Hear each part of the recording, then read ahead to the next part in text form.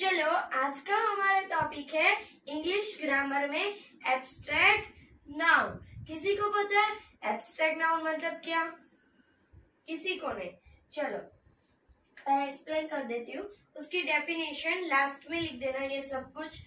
Now abstract noun express ideas. कि पहले तो मैं बता देती हूँ एब्स्ट्रैक्ट नाउन मतलब क्या है। जो चीज हम टच नहीं कर सकते हैं, फील नहीं कर सकते, उसका मतलब कि एब्स्ट्रैक्ट नाउन। एब्स्ट्रैक्ट नाउन जो होते हैं, जैसे कि किसी के भी आइडियाज है तो हम किसी के भी आइडियाज को टच कर सकते हैं, नो।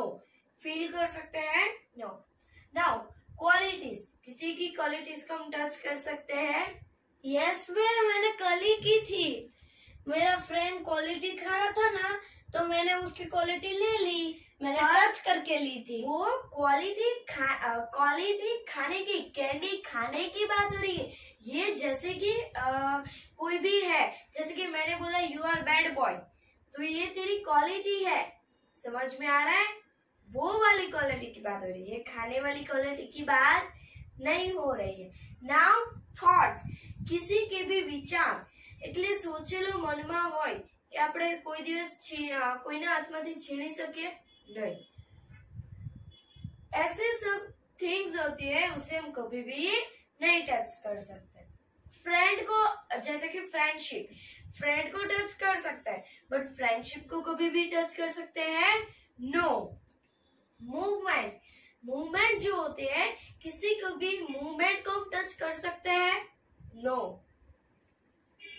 कोई मूव करता है उसे हम टच कर सकते हैं, बट मूवमेंट है उसकी, उसे नहीं टच कर सकते। हैप्पीनेस, हैप्पीनेस को टच कर सकते हैं। हैप्पी है वो हम फील कर सकते हैं, हैप्पीनेस को फील कर सकते हैं, but we can't touch that. Okay, understood? Now truth, किसी की सच्चाई को हम टच कर सकते हैं, नहीं। नाउ एग्जाम्पल्स, नीचे बहुत सारे सेंटेंसेस, 2 सेंटेंसेस दिए गए हैं, वो मैं आपको एक्सप्लेन कर देती हूँ। देखो, मूव है तो मूव क्या होगा?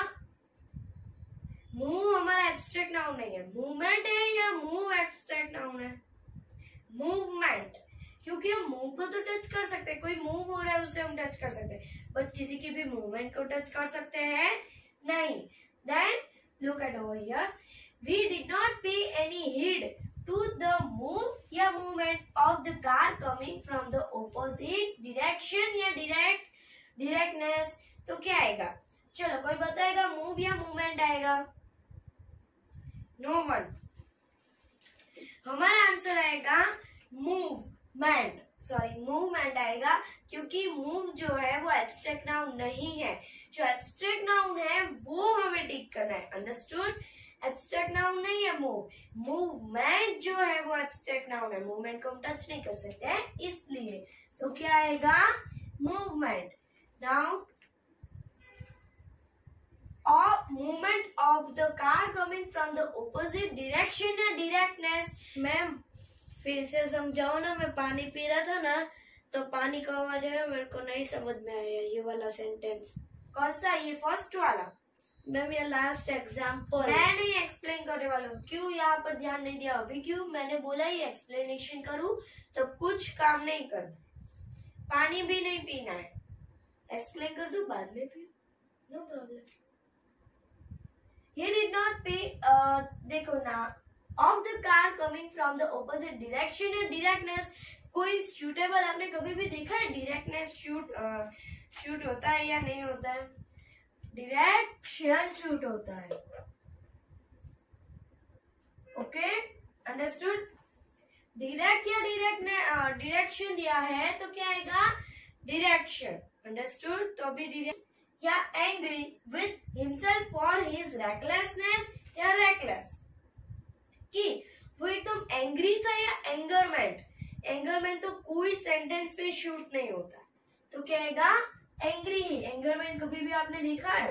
नो, एंगरमेंट अभी तक में नहीं आया है, कोई भी शूटेबल भी नहीं है वो वर्ड। फॉर हिज रेकलेसनेस या रेकलेस, रेकलेसनेस, व्हाट? रेकलेसनेस। इतना समझ में आया? ओके।